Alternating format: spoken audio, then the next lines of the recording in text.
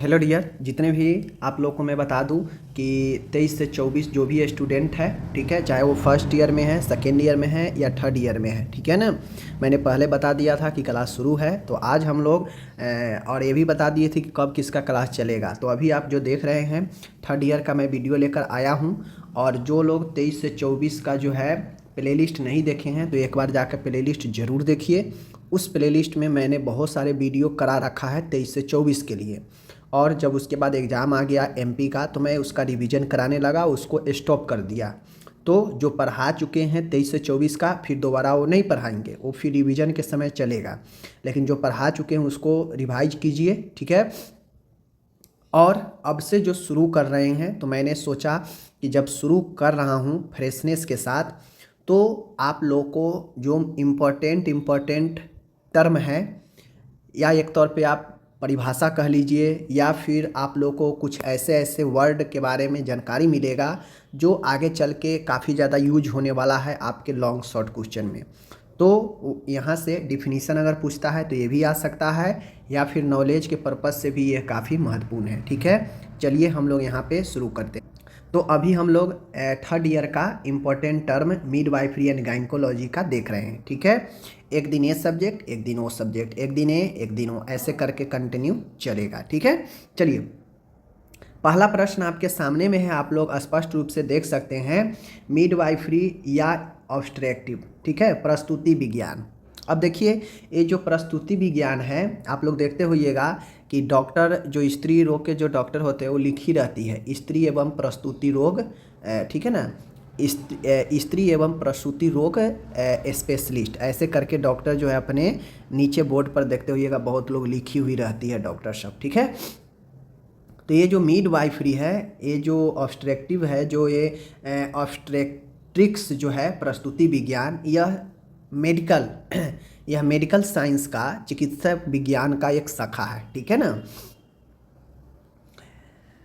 इसमें होता यह है कि प्रजनन काल यानी पूरे रिप्रोडक्टिव जो जीवन है एक महिला का, जैसे किसी 17 से 18 साल में किसी लड़की का मेंसेज नहीं शुरू हुआ, ठीक है, तो वह कहाँ जाएगी? स्त्री रोग डॉक्टर के पास। यानी पूरे प्रजनन काल में, मतलब जब से एक महिला के अंदर प्रजनन क्षमता एक्टिव होता है, बच्चे के जन्म देने के जब क्षमता आ जाता है, लगभग ये जब से मेंसेस शुरू हो जाता है, मेंस्ट्रुएशन साइकिल, तब से वह जो है बच्चे को जन्म देने के सिचुएशन में आ जाते हैं, ठीक है। तो और ख़त्म ये कब होता है? लगभग 50 से 55 साल के आयु में यह ख़त्म हो जाता है, जैसे ही मेंसेज बंद होता है, तो ठीक है ना। तो मैं आपको बता दूं कि इन 12 से 16 में जब शुरू होता है और 50 से 55 में जब ये समाप्त होता है, इन बीच में जो भी ये प्रजनन काल होता है, ठीक है ना। अब इन प्रजनन काल में, ठीक है, प्रजनन काल में गर्भ से पूर्व कहने का मतलब है, मैंने अभी एग्जाम्पल के तौर पे बताया कि एक लड़की में कोई महिला वाला प्रॉब्लम आ गया, जैसे कि उसका मेंसेस सही से नहीं चल रहा है, प्रत्येक महीने साइकिल में होना चाहिए लेकिन उससे 2 महीने 4 महीने पे जो है ऐसा हो रहा है, तो उसको प्रॉब्लम होता है। या किसी का होता ही नहीं है, ठीक है ना, किसी का 18-19 साल हो गया, वहाँ तक भी नहीं स्टार्ट रहता है, तो ये एक प्रॉब्लम होता है। ये गर्भ से पहले का है, चूँकि शादी उदी नहीं है तो गर्भ से पहले ही है। तो गर्भ से पूर्व, साथ में प्रेगनेंसी पीरियड में, गर्भ अवस्था में यानी प्रेगनेंसी के दौरान, ठीक है, और साथ में प्रसव के समय, मतलब कोई महिला अगर प्रेगनेंसी है, उसका समय हो चुका है, बच्चा जन्म देने के समय यानी प्रसव के समय, एवं प्रसव के बाद, ठीक है। अब प्रसव के बाद एवं महिला व शिशु की देखभाल करने तथा स्वास्थ्य सेवाएं प्रदान करने हेतु प्रशिक्षित करने की कला या विज्ञान को ही प्रसूति विज्ञान अथवा मिडवाइफरी कहते हैं, ठीक है। उम्मीद है आप लोग समझ गए होंगे। देखिए, प्रसूति विज्ञान मिडवाइफरी या ऑब्स्ट्रक्टिव जो है, यह एक आपका मेडिकल साइंस का एक ब्रांच है। यह एक जो है चिकित्सीय विज्ञान का महत्वपूर्ण शाखा है, जिसमें होता है जैसे ऑर्थोपेडिक, ऑर्थो स्पेशलिस्ट जो हड्डी के डॉक्टर होते हैं वो हड्डी के देखते हैं, ठीक है। पीडियाट्रिक डॉक्टर जो बच्चे को होते हैं, बच्चे को देखते हैं, ठीक है ना। फिजिशियन जो लगभग जनरल जो है बीमारी को देखते हैं, ठीक है ना, मेटाबॉलिज्म वाला बीमारी को देखते हैं, ठीक है ना। तो इस प्रकार से अलग अलग, उसी प्रकार से महिला विभाग का भी जो डॉक्टर होते हैं वो मिडवाइफरी में स्पेशलिस्ट होते हैं, प्रसूति एवं स्त्री एवं प्रसूति विभाग का, ठीक है ना। तो जो मिडवाइफ होता है यह ब्रांच है किसका, मेडिकल साइंस का, जिसमें होता यह है कि पूरे जो रिप्रोडक्टिव पीरियड होता है, प्रजनन काल होता है, उसमें कोई भी जटिलता, कोई भी समस्या होता है, ठीक है, चाहे वो गर्भ से पहले हो, गर्भ के दौरान हो, या लेबर के समय हो, या लेबर के बाद हो, ठीक है ना। अब लेबर क्या होता है, लेबर समझ लीजिए, तो लेबर को हिंदी में प्रसव कहते हैं। अब ये जो प्रसव होता है यह बच्चे के जन्म देने को हम लोग लेबर बोलते हैं, ठीक है ना।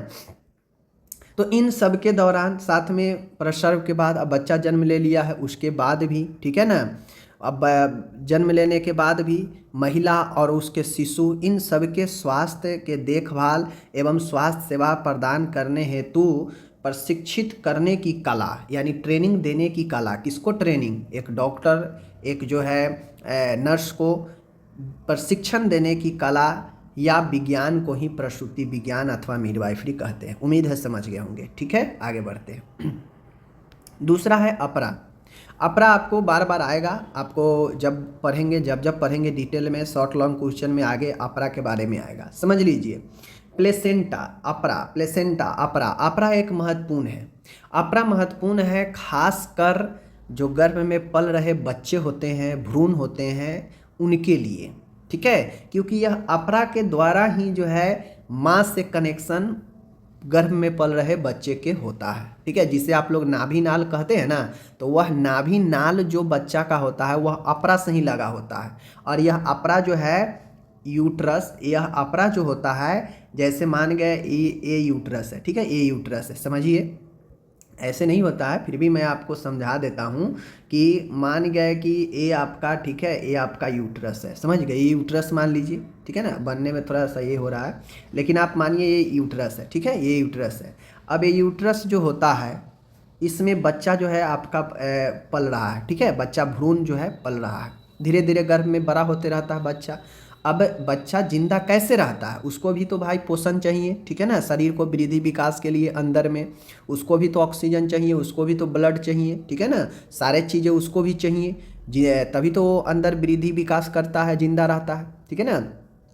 तो इसके लिए इसका एक नाभि नाल होता है, ठीक है, जो नाभि होता है वहाँ से एक नली निकलता है जिसे नाभि नाल कहते हैं, अम्बिलिकल कॉर्ड कहते हैं, ठीक है। अब ये जो नाभि नाल होता है, नाभि नाल का कनेक्शन इसी प्लेसेंटा से होता है, ठीक है, ये यूट्रस के किसी भी एरिया में या इस साइड ऊपर में यह एक अटैच होता है यूट्रस के साथ, यूट्रस के आंतरिक दीवार के साथ, आंतरिक भित्ति के साथ यह चिपका होता है, लगा होता है, जो अर्धचक्रीय होता है, ठीक है ना, यानी संपूर्ण रूप से यह गोलाकार नहीं होता है। संपूर्ण रूप से गोलाकार कैसे हुआ, क्योंकि यह दीवार के साथ चिपका रहता है, ठीक है ना। तो यह जो है अपरा जो है यह यूट्रस के साथ लगा होता है, ठीक है, यह जो है लगने के साथ जो है यह स्पंजी होता है, मतलब यह जो है मसल्स टाइप का होता है, ठीक है ना, मसल्स होता है। अब इसी अपरा से बच्चा का जो है अम्बिलिकल कॉर्ड लगा होता है, ठीक है, ये लगा होता है। अब ये यूट्रस ही क्या करता है कि बच्चे को नाभि नाल के द्वारा जो है क्या करता है, पोषण ग्रहण कराता है और जितने भी आवश्यक तत्व है उसको आदान प्रदान करता है, जैसे ब्लड वगैरह, ठीक है, ऑक्सीजन वगैरह, पोषण वगैरह, समझ गए। यह कोरियोडेसुडल रचना है जो गर्भाशय के भित्ति और नाभि द्वार भ्रूण से जुड़ी। अभी मैंने बता दिया कि यह गर्भाशय के भित्ति मतलब दीवार से और नाभि से जो है इसका कनेक्शन रहता है, ठीक है। अभी मैंने बता दिया कि जो गर्भाशय में माँ एवं भ्रूण को आपस में जोड़ने का काम करता है, दूसरा कनेक्शन नहीं रहता है। यूट्रस में जो बच्चा पल रहा होता है उसका दूसरा कनेक्शन नहीं होता है, यह नाभि नाल के द्वारा ही जो है प्लेसेंटा जो चिपका रहता है यूट्रस के साथ में, ये प्लेसेंटा है, यह नाभि नाल निकला है और यह नाभि नाल बच्चा के नाभि से लगा है और बच्चा को जो भी चीज़ मिल रहा है इसी नाभि नाल के द्वारा, इसी प्लेसेंटा प्लेसेंटा नाभि नाल में भेजता है, नाभि नाल बच्चे से कनेक्शन है तो बच्चे को मिल जाता है, तो यही प्लेसेंटा अपरा होता है। ठीक है, चलिए समझ गए। अब आता है तीसरा है अपन यहाँ पे डेसूडा। डेसूडा पत्नी का। अब ये जो डेसूडा होता है यह प्रेगनेंसी के दौरान ही इसका जो है निर्माण होता है। ठीक है ना, जैसे यूट्रस है तो यूट्रस बच्चा उसमें पलता है, तो यूट्रस जो है गर्भ अवस्था हो या नहीं हो यूट्रस रहता ही है। ठीक है ना, फीमेल के यह एक रिप्रोडक्टिव का बहुत बड़ा अंग है। लेकिन जो डेसूडा होता है, डेसूडा आपका प्रेगनेंसी के दौरान ही यह जो है पनपता है। ठीक है, प्रेगनेंसी के दौरान ही यह जो है अपना रूप लेता है। ठीक है गर्भावस्था के समय में गर्भाशय यूट्रस की वाहिकीय आंतरिक श्लेष्मक झिल्ली म्यूकोसा यानी इंडोमेट्रियम में रहती है। इसी को गर्भावस्था के समय डेसूडा कहते हैं। देखिए डेसूडा पत्निका जो होता है यह गर्भावस्था के दौरान क्या होता है कि जो यूट्रस का आंतरिक अंदर वाला जो लेयर होता है जिसे इंडोमेट्रियम कहते हैं, ठीक है ना, इसी में एक परत टाइप से बना हुआ मतलब बन जाता है गर्भावस्था के प्रेगनेंसी के दौरान। ठीक है,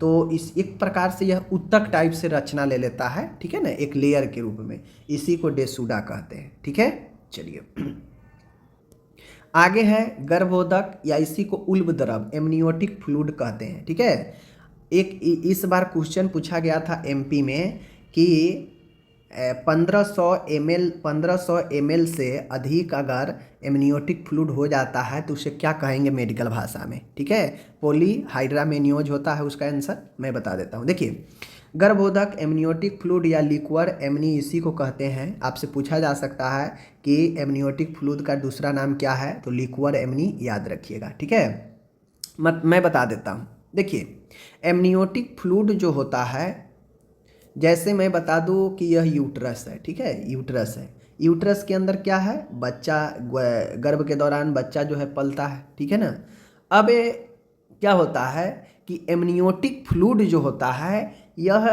बच्चे के चारों साइड से एक तरल होता है। ठीक है ना, भ्रूण जो होता है शिशु उसके चारों साइड से भरा हुआ एक द्रव होता है, तरल होता है। ठीक है, देखिए फीटल सैक अथवा एमनियोटिक कैविटी में भ्रूण के चारों ओर एक द्रव भरा होता है।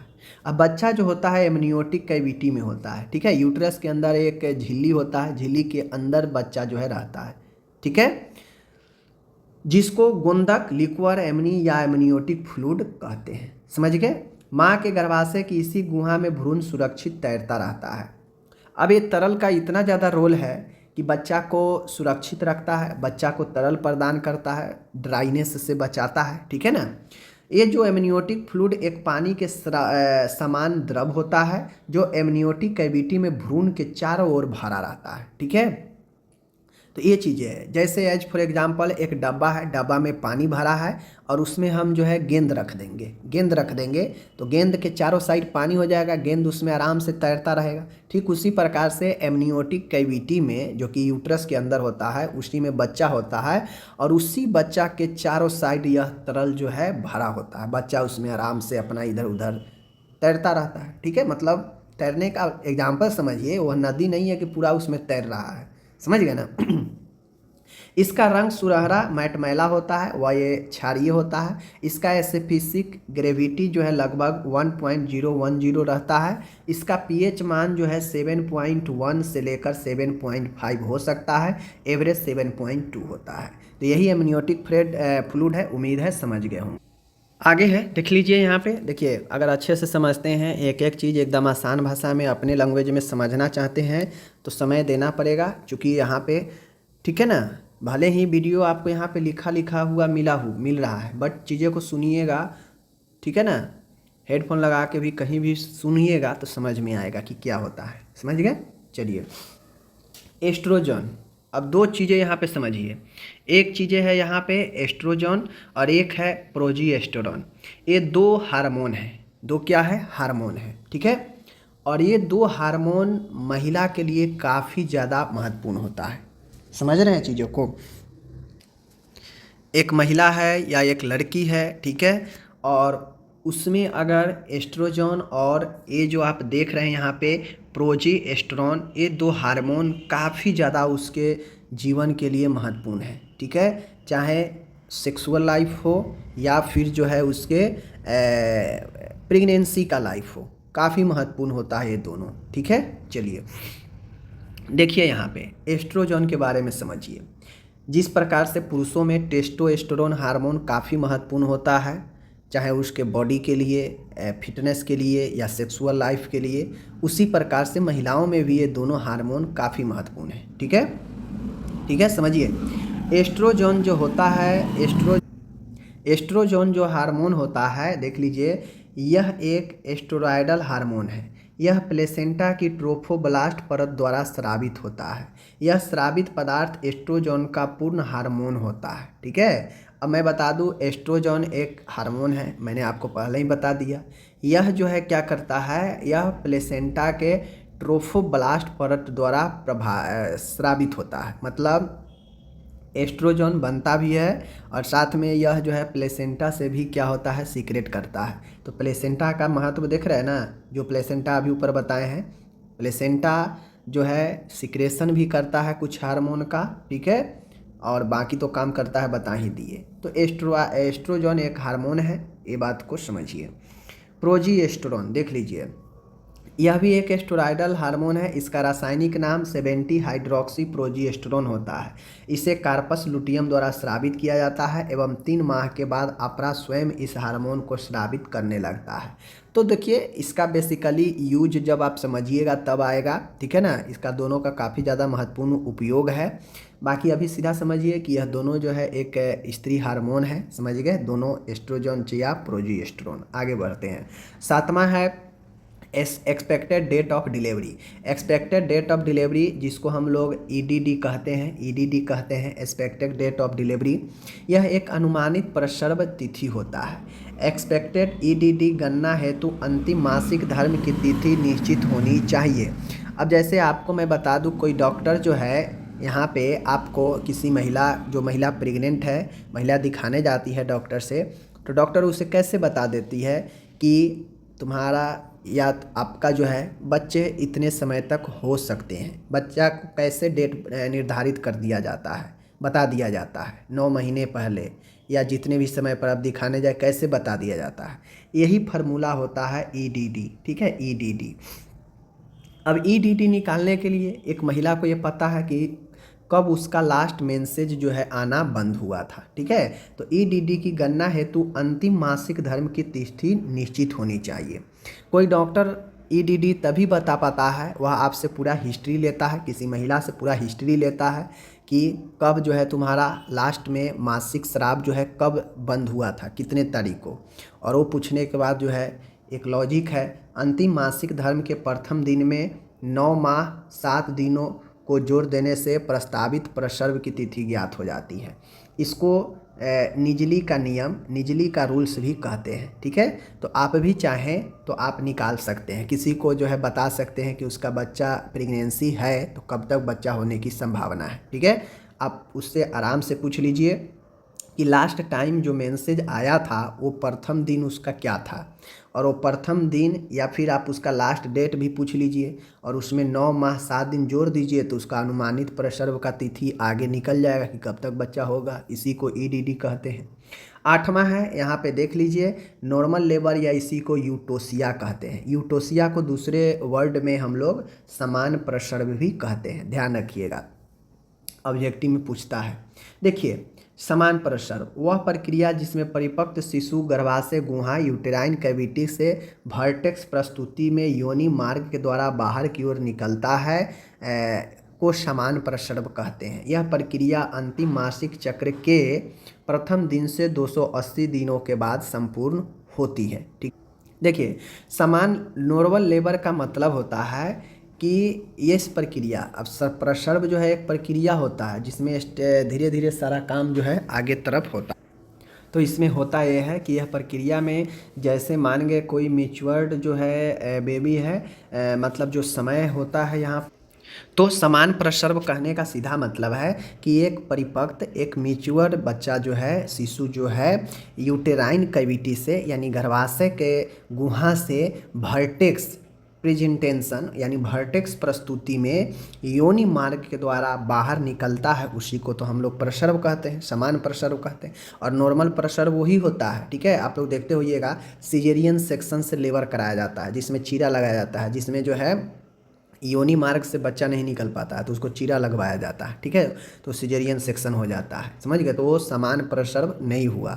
नॉर्मल लेबर कहने का मतलब है एक बच्चा का जो समय होता है गर्भाशय में रहने का वह लगभग 280 दिन 40 सप्ताह, ठीक है, 40 सप्ताह के आसपास, ठीक है ना। समान तरीका से जो है बच्चा मैच्योर है और वह जो है यूटेराइन कैविटी से जो है वर्टेक्स प्रेजेंटेशन में होता है, ठीक है ना। प्रेजेंटेशन जब समझिएगा तो पता चलेगा।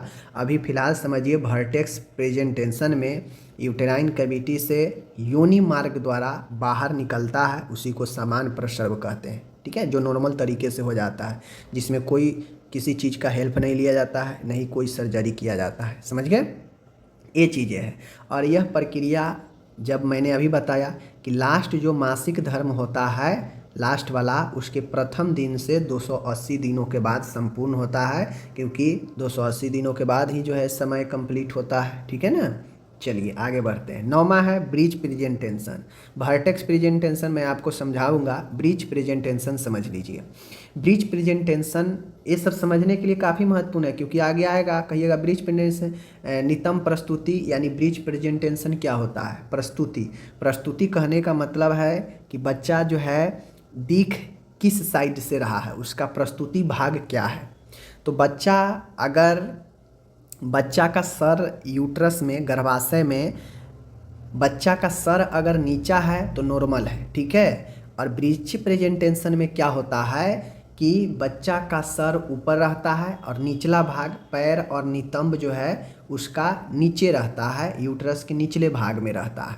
और जन्म भी बच्चा लेता है तो ब्रीच प्रेजेंटेशन में उसका पैर ही बाहर आता है, जबकि नॉर्मल डिलीवरी में पहले सर आना चाहिए। तो ब्रीच प्रेजेंटेशन वह प्रस्तुति होता है जिसमें शिशु भ्रूण जो होता है गर्भाशय के निचले भाग में उसका पैर रहता है, नितंब रहता है, और ऊपर वाले भाग में सर रहता है, उसी को हम लोग ब्रीच प्रेजेंटेशन कहते हैं, ठीक है। प्यूरिपेनियम सूतिका अवस्था क्या होता है। तो सूतिका अवस्था समझिएगा, शिशु जन्म अपरा निष्कासन के बाद के वह 6 सप्ताह की अवधि होती है जिसमें महिला के जनन अंग विशेष रूप से पेल्विक के अंग वापस गर्भ अवस्था के पूर्ण वाली स्थिति में जो है लौट आते हैं। देखिए सूतिका अवस्था यह एक पीरियड होता है, अवधि होता है जो बच्चे के जन्म के बाद, ठीक है, अपरा का निकल जाने। हाँ, एक बात समझा देते हैं, अपरा जो यूट्रस से अटैच होता है नाभिनाल अपरा, वह बच्चे के जन्म के बाद जो है अपरा निकल जाता है ऑटोमेटिक, समझिए। हर बार बच्चा एक महिला हर बार अगर प्रेगनेंसी होगी तो हर बार अपरा जो है बनता है, ठीक है ना, ये बात समझ लीजिए।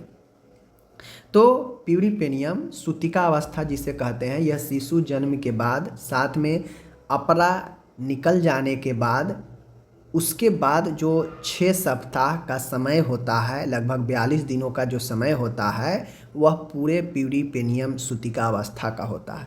इसमें महिला के जननांग से सिक्रेशन जो है होते रहता है थोड़ा बहुत, ठीक है ना, ब्लडिंग वगैरह कुछ अलग तरह के तरल वगैरह निकलते रहता है जननांग से, ठीक है ना। और साथ में इस प्यूरिपेनियम में जैसे यूट्रस स्ट्रेच हो गया रहता है, बड़ा हो गया रहता है, पेल्विस जो है वो खिसका रहता है, तो धीरे धीरे वो सब अपने जगह पर वापस पहले वाले अवस्था में लौटता है इस प्यूरिपेनियम में ही, ठीक है, समझ गए। चलिए आगे बढ़ते हैं। लोकिया है। लोकिया होता जो है मैं बता दूं, यह शिशु जन्म के बाद का गर्भाशय स्राव पोस्टपार्टम यूट्रिन डिस्चार्ज होता है जो योनि से निकलता है, ठीक है। यह स्राव सूतिका अवस्था के प्रथम 3 से 4 सप्ताह तक निकलता है। लोकिया या सूतिका स्राव में रक्त तथा डेसूडा के ऊतक रहते हैं। इस स्राव में तीव्र बदबू रहती है, ठीक है। अब लोकिया क्या होता है। लोचिया जो होता है, यह बच्चा जन्म ले लेता है तो बच्चा जन्म के बाद यूट्रस से जो गर्भाशय होता है, नोट भेजिना से सिक्रेशन नहीं होगा, तो भेजिने के ही रास्ते ही, लेकिन मेन इसका कनेक्शन कहाँ से होगा, यूट्रस से होगा। तो लोकिया में होता ये है कि गर्भाशय सिक्रेशन होता है। जन्म के बाद गर्भाशय से कुछ ना कुछ जो है योनि के रास्ते जो है निकलते रहता है, स्राव होते रहता है, ठीक है। और उस स्राव में ऐसा ना है कि सिर्फ ब्लड ही रहता है, उसमें अलग तरह के तरल भी रहता है, ठीक है। ब्लड से अलग तरह के भी तरल रहता है, उसमें आपको थोड़ा थोड़ा जो है मांस के तरह जो है निकलता है, मिलावट रहता है, समझ गए, जिसे डेसूडा कहते हैं। जो डेसूडा गर्भ के दौरान बनता है ना, अभी ऊपर बताया मैंने पत्नी का, जो गर्भ के दौरान गर्भ अवस्था में बनता है वह जो है यही टूट टूट कर जन्म के बाद निकलता है और भी तरल के साथ में, तो उसी को लोकिया कहते हैं, ठीक है। लोकिया मेनली बच्चे के जन्म के बाद होने वाले सिक्रेशन होता है, जिस लोकिया में तरल के साथ में जो है छोटे छोटे टुकड़े डेसूडा पत्नी का होते हैं, ठीक है, जो एक प्रकार से उत्तक होते हैं, ठीक है। 12 है एवर्सन। एवर्सन मतलब होता है गर्भपात। स्वतंत्र रूप से अगर जीवित रहने में भ्रूण असमर्थ है, जिसका वजन 500 आधा केजी से भी कम है, ठीक है, या इतना है, तो स्वतः या प्रेरित विधि द्वारा गर्भाशय से बाहर निकल जाना ही गर्भपात कहलाता है। अब एवर्सन या तो स्वतः ऑटोमेटिक भी हो जाता है या इसको करवाया जाता है। तो इसे करवाया जाता है तो वह प्रेरित विधि के कहा जाएगा, और अगर एवर्सन ऑटोमेटिक हो गया तो उसे स्वतः कहते हैं, ठीक है ना। इसमें होता यह है कि बच्चा पता चल जाए कि बच्चा स्वतंत्र रूप से गर्भ में रुकने में, जीवित रहने में दिक्कत हो रहा है बच्चा को, या बच्चा कुछ असमानता वाला है, लंगड़ा लूझा, नाक कटा, ओठ कटा, इन चीज़ों का पता चल जाता है, कुछ असमानता का पता चल जाता है, तो फिर ऐसे बच्चे के जन्म देना कठिनाई है, उसके जीवन में भी आगे जो है कठिनाई होगा। तो इस अवस्था में जो है उसे क्या किया जाता है, एवर्सन करवा दिया जाता है, गर्भपात। अब यह गर्भपात स्वतः भी हो सकता है या प्रेरित में दवाई वगैरह, अलग सर्जिकल प्रोसेस वगैरह अपनाकर प्रेरित करके भी ये चीज़ें किया जाता है, तो यही एवर्सन होता है, ठीक है। चलिए, मेनोपॉज है रजनोवृत्ति। अब ये जो रजनोवृत्ति मैंने आपको समझा दिया, प्रजनन काल वाला मैटर में समझा दिया। प्रत्येक स्त्री के 45 से 55 वर्ष की आयु व प्रजनन काल के समाप्ति पर अंडाशय में ओस्ट्रोजन तथा प्रोजेस्टेरोन हार्मोन की अनियमितता तथा कमी आ जाती है। मैंने ऊपर ही बताया है कि ये जो एस्ट्रोजन और जो प्रोजेस्टेरोन होता है काफ़ी महत्वपूर्ण महिला हार्मोन होता है, ठीक है, जो सेक्सुअल लाइफ से लेकर बच्चे के जन्म देने में काफ़ी महत्वपूर्ण भूमिका प्रेगनेंसी में निभाता है। अब जैसे ही महिला 40-45-50 एज में जाती है तो महिला का प्रजनन काल समाप्त हो जाता है। क्यों? क्योंकि वहाँ पे जो ओवरी होता है, जो सीक्रेट करता है हार्मोन को, एस्ट्रोजन प्रोजेस्टेरोन, यह अनियमित हो जाता है, इरेगुलर हो जाता है। अब जैसे ही ये इरेगुलर होता है, अनियमित होता है, तो उसके सिक्रेशन क्वांटिटी में, इस हार्मोन के क्वांटिटी में कमी आ जाती है, ठीक है, कभी सिक्रेट कभी नहीं। तो इस कारण से जो है ओवुलेशन जो है और इसकी सक्रियता में कमी आ जाती है, परिणाम स्वरूप मासिक धर्म अस्थायी रूप से बंद हो जाते हैं, ठीक है। अब ओल्ड एज हो गया, ओल्ड एज में सारे ऑर्गेन काम करना जो है बंद कर देता है या कम काम करता है, तो भाई ओवरी भी तो ओल्ड हो गया ना, अंडाशय भी तो पुराना हो गया ज़्यादा एज में, तो वो भी काम सही से नहीं करता है, और जब वो सही से काम नहीं करता है तो ये दोनों हार्मोन का सिक्रेशन सही से नहीं होता है, और जब ये दोनों हार्मोन का सिक्रेशन सही से नहीं होता है तो ओवुलेशन का काम जो है मंद हो जाता है, सक्रिय कम हो जाता है, जिसके परिणाम स्वरूप मासिक धर्म बंद हो जाते हैं, ठीक है। और इसी को हम लोग मेनोपॉज कहते हैं। और जब मासिक धर्म बंद हो जाएगा तो कोई भी महिला जो है गर्भ नहीं रख सकती है, ठीक है, ये बातें को ध्यान में रख लीजिए। यही मेनोपॉज होता है। मेनोपॉज को मासिक धर्म बंद होना, रजनोवृत्ति भी कहते हैं, ठीक है। तो इस प्रकार से मैंने आपको आज 13 डिफिनीशन समझा दिया। इसी प्रकार से धीरे धीरे आपको मैं टोटल समझा दूंगा, जिससे आपको कभी भी कन्फ्यूजन नहीं रहेगा। और ये सब नॉलेज के पर्पज़ से, ये सब आपके एग्ज़ाम के पर्पज़ से, कंपटीशन के पर्पज़ से नॉलेज होना काफ़ी महत्वपूर्ण है, ठीक है। मिलते हैं अगले वीडियो में, धन्यवाद।